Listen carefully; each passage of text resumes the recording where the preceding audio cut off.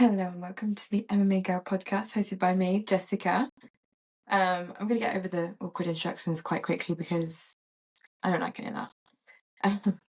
My name's Jess. I'm 27, I'm from London, and I'm currently living in this little house in France, somewhere in Paris. I won't tell you where exactly. And I love MMA. So here I am, starting probably my 6th attempt to record this video and audio for my podcast. But we'll get there at some point. If you're seeing this, that means the 6th attempt was the good one. It was the right one. So why am I here? What am I doing? Who am I? I am, as I said, I'm a Londoner living in France, and I'm a huge fan of MMA, have been since I was very little. Started off watching wrestling and WWE because I was ill one day from school, and I sat down on the couch and was like, what is on the television right now? And I found wrestling. I was about 11. My dad was like, why the hell would you like watching that? Like those? I never taught you to watch that. But I said to him, Dad, I like watching people fight. I'm sorry, I don't know why. And one day he told me, in order to burst my bubble and maybe stop me from watching, that's not real, right? Right. Yeah, okay. Really did burst my bubble. Still continue watching and watch it till this day. But from then onwards, I was looking for something new. I was looking for something that would fill the void that WWE being fake no longer filled. That's when I went on to watching UFC fights. And here we are today. How many years later? 17 years later. And I'm still here. I'm not going to say I've watched every fight in the history of the UFC. Ooh.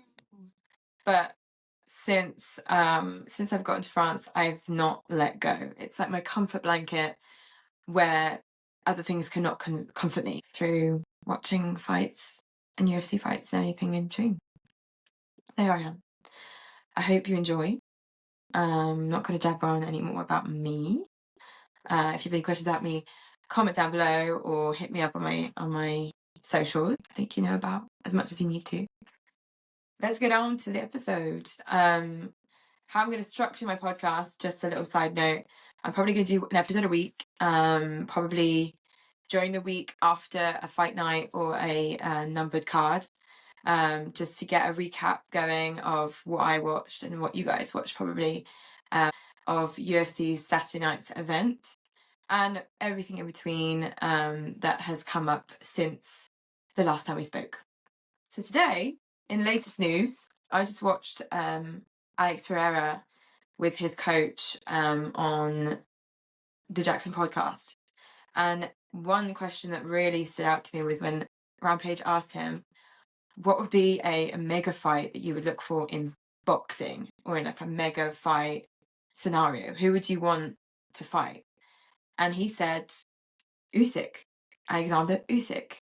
And TNT Sports hooked up with Alexander right afterwards, probably a day afterwards, and asked him, what would you think? What would be a great fight? He said he's got 2 fights left before he retires. And Usyk obviously said, Alex wants to fight me, and that would be a mega super fight. And I would be into it. That would be insane. Can you imagine the magnitude of such a fight? When I think of this fight, I kind of think, will Alex be able to match Usyk's boxing? Whilst Alex has obviously got his kick background, Usyk is pure boxing, and I think if they did it on Usyk's terms, it would be a pure boxing match. So no high kicks, no low kicks, no nothing. But obviously, as we know, Alex's fighting style is mostly on the feet. So I think he's got a good chance in this match, and it would be a mega fight, mega money, mega. I would love to see it. What do you guys think? Paddy Pimblett, Paddy. Obviously, these past few weeks, we've been pondering the idea that Paddy would be taking on Dustin Poirier for his last match before El Diamante retires. Don't know how I brought myself to say that. Obviously, Dustin Poirier, huge fighter, tough guy, a stud. Don't want to see him leave, but I'm much more of a person that would support fighters retiring when they feel the time is right. And I think that Dustin's choosing a good time to say goodbye. But The rumours that Paddy Pimblett could possibly have a fight against Dustin, I just literally couldn't believe, because seeing as it would be his last match, I just didn't think that would ever happen. And luckily, Dustin has cleared that all up for us, and he said, legends only. Legends only, and I completely agree. Max Holloway, which would be a great idea, which a lot of people have been asking for, and I think Max is up for it. Dustin as well. You just need to get the timing right. I know Colby Covington has said that would be his dream matchup, and he can't wait to have a fight against Dustin because they've got bad blood and they wanted to settle things in the octagon. I'm not really sure if Dustin would like to go out on a match against Colby, but the fight would be quite competitive, and I think Dustin would win all day long. And that would be a great way to go out, winning as he always did best. But I think realistically, who might come up against Dustin Poirier? They might do a third match between Dustin and Gaethje, maybe. Maybe a Chandler too. He might be able to beat Chandler again. But I think most likely we'll get a legend like Max Holloway against Dustin Poirier. I hope very much so. And I've seen on Max's socials that he's been saying, don't worry, I'm coming back soon, getting the dates fixed. So maybe we'll see Dustin and Max in Miami, or maybe in April. Who knows? I saw some rumours, and as I say, it's rumours. You can't listen to rumours unless Dana White or someone has announced officially a fight. Do not believe what you hear or see. Just some advice. But maybe, because we're looking at what Chandler could do for his next fight, maybe Tarzukin versus Chandler could be the next fight coming up. I just don't see why Tarzukin would do that. I just don't see it. I know he missed his match against Makhachev, and we know how that went down, and we know what Dana said. He's got to prove himself in one other fight before he gets another title shot. That's completely normal. And as Tarzukin said himself on the Jackson podcast, he's totally fine with that. He totally understands. Everyone gets it. But I don't think Tarzukin would fight a number 7 ranked fighter when he's number 1 ranked in the lightweight division. I just don't see it happening. So I don't think a challenge to Tarzukin would happen. But for Chandler, in the future, what could he do? Maybe a Paddy Pimblett. Obviously on Twitter, he's ranting on saying he would never want to fight him, and that he's not even at his level. But why not? Why not Paddy Pimblett, Chandler? That could be fun. I think most people have already heard this news, but obviously it's my first episode, so I wanted to talk about Shah Magomedov, because I saw some disappointing news possibly coming from his doctors in the UAE regarding his eye. Obviously in the last fight we saw him lose against MVP by decision. MVP's strategy, MVP's fighting style, unique fighting style, I must say, was just too much for Shara, but I found him a little off when he was fighting. I didn't find him, he didn't look himself, he didn't have the same confidence. I just think there was something wrong. And it obviously is the kind of elephant in the room that this guy's only got one eye. He can't fight anywhere else other than the UAE. And it's so unfortunate to not be able to see him fight in Vegas, in the US, or anywhere else in Europe, or anywhere else in the world. It's just hard to see a great fighter be so underused. And obviously the UFC can't return to the UAE every month, so for him to have a fight. So apparently doctors in the UAE are saying they're a bit worried about his eye, because the more he gets hit in the face, the more brain damage he could cause. And brain damage obviously leads to bad eyesight, which obviously, seeing as he's only got one eye, you get what I mean? It's kind of risky. So is this the end to Shara Bullet, or are we going to see him again? I'd love to see him maybe once again, but if he announces he can't compete anymore, I could totally understand. Health comes first. You shouldn't sacrifice your health just because you want to fight and make money. That's just not worth it. Speaking of Colby Covington, I know I mentioned Mr. Covington just before when I was talking about Dustin, but Colby has announced, and this is the first time I've 100% agreed with Colby Covington on something he said. He has said that in the next 2 years, he will be looking to transition into WWE wrestling. And I think it's one of the most amazing ideas that that's come out of his mouth in the last 15 years. Colby Covington coming into the WWE as a heel would be the most amazing and the most just feel-good moment ever. I just think it sounds and feels right. I love the idea. that we could hate on Colby a little bit more, but in the WWE. So Colby, go for it, babe. Don't stop yourself, babe. That's an amazing idea. Best idea, yeah. Best ever. Let's go on to the main reason why I am doing this podcast this week. UFC 312 went down Saturday night, for some of us Sunday morning, for me Sunday morning, in Sydney, Australia, with Sean Strickland and the champion Dricus Plessis headlining with another epic match on Plessis' part, of course. So decisions. I'm going to be covering the main card mostly. Very decision-y tonight. This night was you can't have knockouts every night. Bonus went to Texeira, Tallison Texeira, of his matchup against the poor Justin Tafa. I think the height differences just weren't working for Justin. He wasn't that much smaller than Tallison Texeira, but I think that limited his ability to level change, and Texeira was able to level change immediately and hit him with that elbow. Insane. I think he must have broke his nose. I'm not sure, but I did not see that coming. I thought Justin had a bit more of a chance in that fight. In the first round, I mean, if I was a betting man, I wasn't going to put money on Texeira having a first round finish in this match. I really wasn't. At some point, they'll lose a fight or win a fight in the second or the third round. This was not the night for him.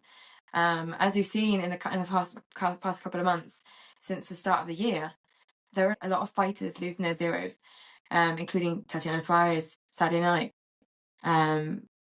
Talbot losing his 0, 2 or 3 weeks ago. Like, what is going on? Shara Bullet losing his 0. What is going on?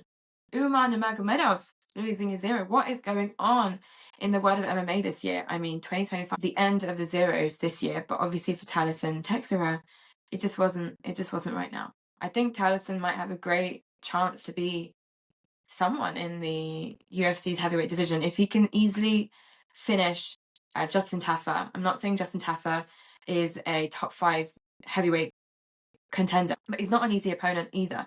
So if Texeira is able to get through Justin Tafa in less than 5 minutes, then I think he should get another fight in the next 3 or 4 months against someone in the top 10. That would be great to see, and we'll see how he matches up to a top 10 contender, maybe a Spivak or even a Pavlovich. Who knows? I'd love to see how he'd line up against a top 10 guy, because he's really showed some great potential, and he's steamrolling through these guys. 8-0, guys.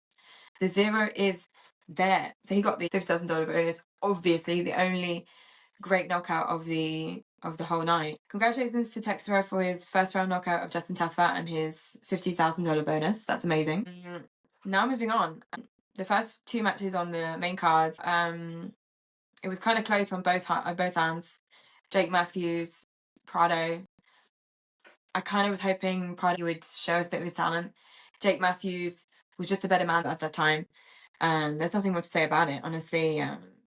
But stats, got his jabs in there, got his leg kicks in there, but it just wasn't enough to beat Jake Matthews by decision. Second match in the main card, Jimmy Crute, Rodolfo Bellato. Do I need to talk about this match? Honestly, a draw. I was so disappointed. I was expecting a lot of good things from this match. I don't know what to say. It was a shame that it came to a draw.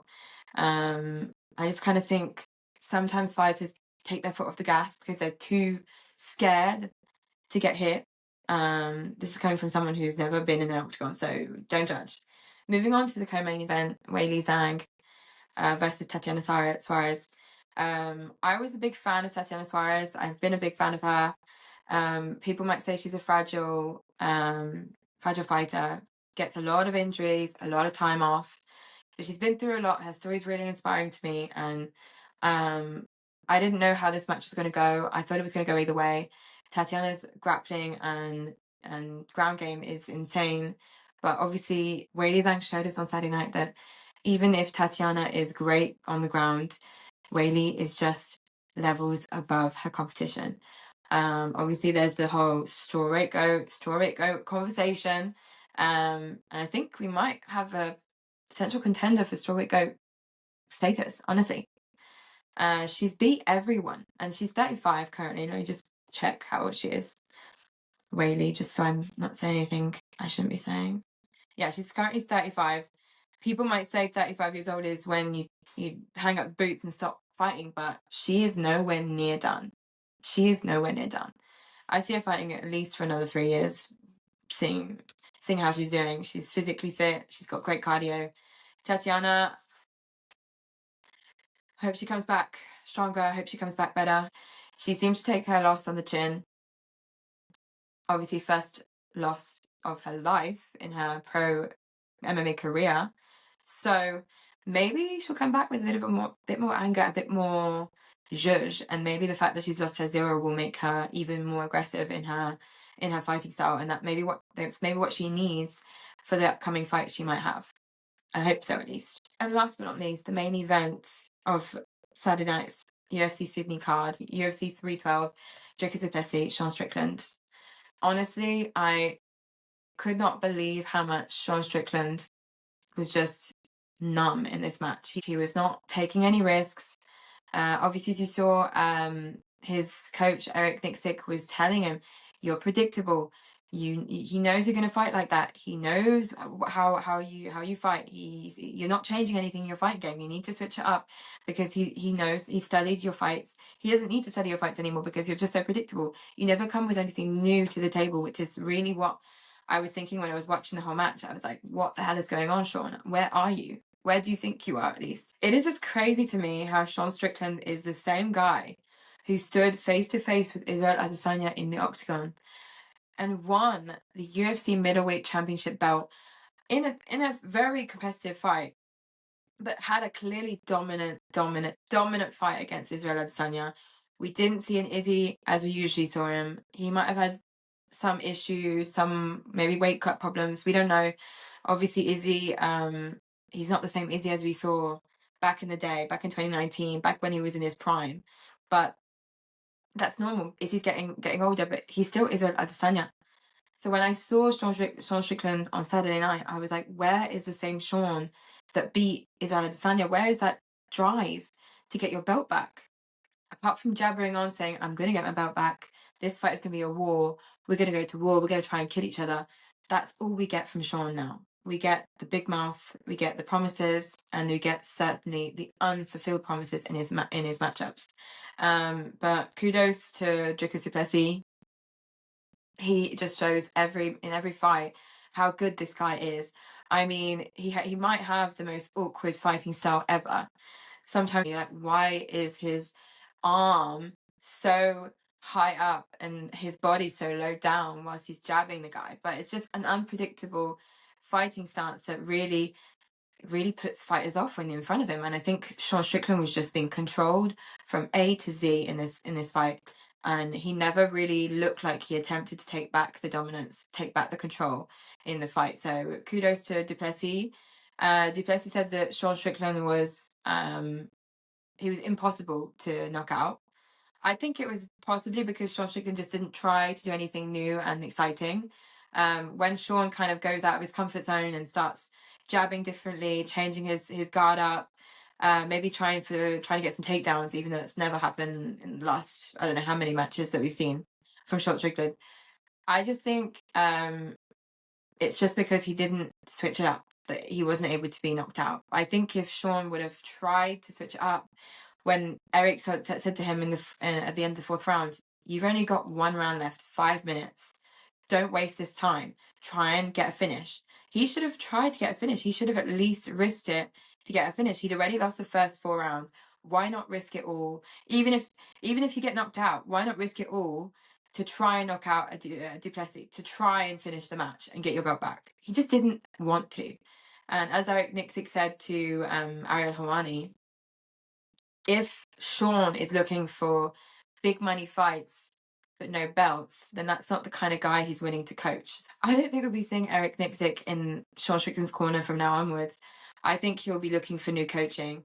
I think Sean, if I was to predict the future a little bit, I think Sean might still be a title contender in the next few years. He's still young. How old is Sean Strickland? I thought it was about 31. Let me just verify. 33. So Sean, maybe in the next 2 or 3 years, he'll try and get back to title contention, or maybe we'll see him just slowly triple down the middleweight division weight class. I hope not for him. I really hope not. But if I were to predict the future, Sean might find some new coaches or some new sparring partners as well. And maybe that will reboost his confidence. And also, well, not confidence, because we know he's got a lot of that. But in the ring, his confidence just doesn't look like it's there. The confidence he's got on the mic is not the same when he's in the octagon. So I think with a new coach, with some new coaching staff, with some new sparring partners, it might revive Sean's hunger to go to battle. Because if you compare some of Sean's fights from even a year ago, it's not the same Sean we saw against Duplessis, but I think he knows Duplessis was a very dangerous opponent, and so he played it safe. He played it way too safe. So I've written down a few of the matches I'd like to see for the fighters we saw on Saturday, mostly the ranked fighters anyway.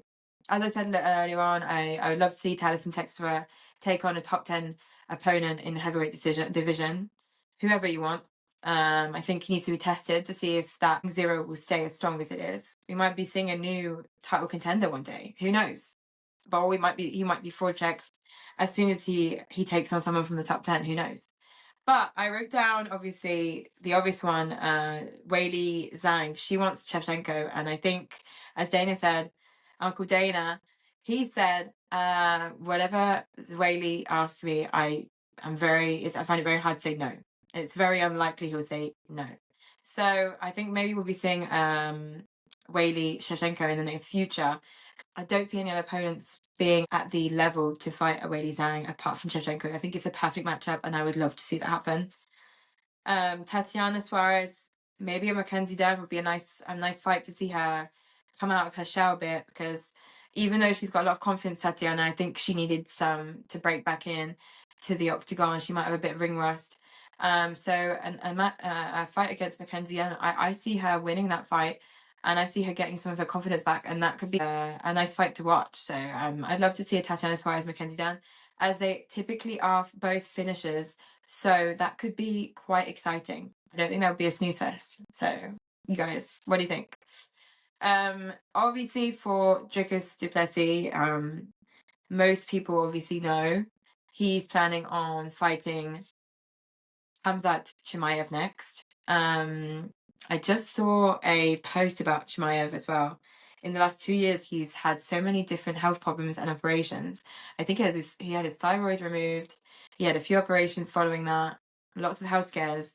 I was like, dude is scary, but this dude is also fragile. I hope that Khamzat, despite his injuries and health scares, will be able to stay in the UFC and do his talent justice, because as we've seen in the last few years, Khamzat has been heavily weighed down by his health issues and some of his sort of legal citizenship issues as well. So I hope to see him be able to fight Dricus, obviously after Ramadan, so maybe in summer or in 5 or 6 months. I'd love to see it happen. But don't sleep on Nasruddin Imavov. This is something obviously that's quite a subject of contention here in France, because Nasruddin is obviously French. He's Russian, but came to France very young.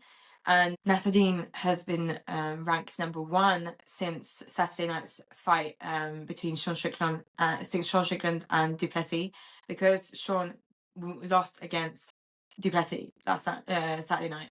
I don't really understand the rankings on that one. I think Nasruddin could have stayed number 2 and fought Sean Strickland to see if he could take over Sean Strickland, but apparently that's how this works. Apparently a loss makes him go down in the rankings. So Nasruddin, congratulations, you are number 1 contender for the UFC middleweight championship belt. But Duplessis has to go through Khamzat first. And depending on the outcome of Khamzat versus Duplessis, Nasruddin will either have a matchup against Duplessis or Khamzat. And if I were to give my humble opinion, as humble as I can say, as casual as I am, I think honestly, and I agree with Dean Thomas, who went on Ariel Helwani's show last week. I think Duplessis has more of a chance than people are making him out to have. I do not think that Khamzat will go in there and butcher him like he did Robert Whittaker, even though it's hard for me to even say those words, because that was a really tough matchup to watch. With Whittaker's obviously initial jaw problems and teeth problems that he had, that squeeze must have been so tight and so painful that he would not have even been able to get out of that. I completely understand, but to take nothing away from Robert Whittaker, I just don't think the same thing would happen to Plessis in that match. I think honestly, that if Khamzat were to win, as most people are probably likely thinking, he'll probably win in the first or second round. As we saw in his fight against Kamaru Usman, you can see he starts getting a bit tired. Maybe since then he's worked on his cardio, probably has, definitely maybe. And so maybe a little bit better on his cardio wise, but I just think if Du Plessis makes it through the first 2 rounds, we could see a Du Plessis winning by another strong decision against a Khamzat Chimaev, or maybe Chimaev will just annihilate Du Plessis. And I would love to see how they both do on the ground, because both great grapplers. I think Du Plessis is great on the ground, but Khamzat might be just a little bit better on the ground. Who knows? He's less skilled in striking, and as we saw on Saturday night, despite Du Plessis saying he was not going to listen to Sean Strickland when Sean was asking for it to stay on the feet, he stayed mostly the whole match on the feet, and he only achieved his first takedown in the 4th round, I think. So maybe, just maybe, Du Plessis might be able to stay on the feet with Khamzat and get a knockout or a good decision, I think, with a lot of damage done to both guys. Who knows? But as for the Nasruddin Imavov front, I kind of feel bad for Nasruddin, because I know that in Nasruddin's earlier career in the UFC, Khamzat was in his corner for quite a few matches. Khamzat and Imavov were sparring partners, friends. They grappled together. So whilst Nasruddin said he'd be willing to have a fight against Chimaev, it's not obviously his first option. It's not what he would love the most. Nasruddin Imavov versus Khamzat Chimaev could be the next title match after we see Khamzat face Du Plessis, or maybe, as I was saying, Du Plessis might just bulldoze over Khamzat Chimaev. I'd like to see Du Plessis, and that's what I was missing in his fight against Sean Strickland. I'd like to see Du Plessis finish someone off again. Oh. I would like to see Du Plessis finish in a match this time. I'm tired of seeing the good old decisions. Obviously he finished Izzy by submission, which was great to see. And I can't wait to see him finish anyone else by submission or KO. Obviously submission would be more likely for Du Plessis, but I can't wait to see him finish someone in the next fight, or the next few fights he's going to have. So maybe we might see Du Plessis finish Khamzat Chimaev and take away another 0 and take away another feared fighter's reputation. The wolf may be more like a little puppy when you see him in the ring facing Du Plessis. So yeah, there we have it, guys. That was my weekly recap and weekly roundup of UFC 312 and everything in between. I'm not going anywhere. Hang on a second. I needed to go over my thoughts for this Saturday's fight card, UFC Fight Night 251 at the UFC Apex. And I just like to say, a lot of people don't like Apex matches. I'm a fan of any kind of UFC matches, obviously, because I'm a huge fan. Fan first. I should have said that in my intro. My God, I'm a fan first, guys. As you can tell, I'm not an expert. I'm not an analyst of this sport. I can analyze fights as much as I can, but I've not got the right terms, not got a good terminology coming. It'll come with time. Don't worry. Just bear with me. But what I was going to say is, I'm a fan first. So obviously, from a fan's perspective, some people might say the Apex matches are a little bit boring, but I think it just depends on the fighters. It depends on the night, because sometimes you get some fighters that give it all at the Apex because there's a lot less pressure from the crowd, and so they're a bit more at ease. A lot of them come to the Apex quite often, so they know the place very well. So I kind of see it go either way when it comes to Apex matches. It's not always going to be slugfests. I think sometimes, as you've seen, Apex matches can be epic. So let's not say anything about that. So to give you I need to preface this, sorry. In France, we can only bet on the main card fights, which is really stupid. in really, really annoying. But that's just life. So we can only bet on fight on the main cards. So when I do my predictions, I often just do the main card unless there's a match on the prelims that really interests me. I'm just gonna look, just gonna see if there's any match on the prelim card that might be a bit juicy. Oh, okay. Let me just talk about the prelims 1 second, because I'm seeing, this is just reminding me that there are a lot of fights in this card that are quite interesting to me. First up, it's not the first match on the preliminary card, but first match that sort of raised my eyebrow is the heavyweight match between Don'Tale Mayes and Walter Walker. His matches are kind of sometimes good, sometimes not. He's only got one loss.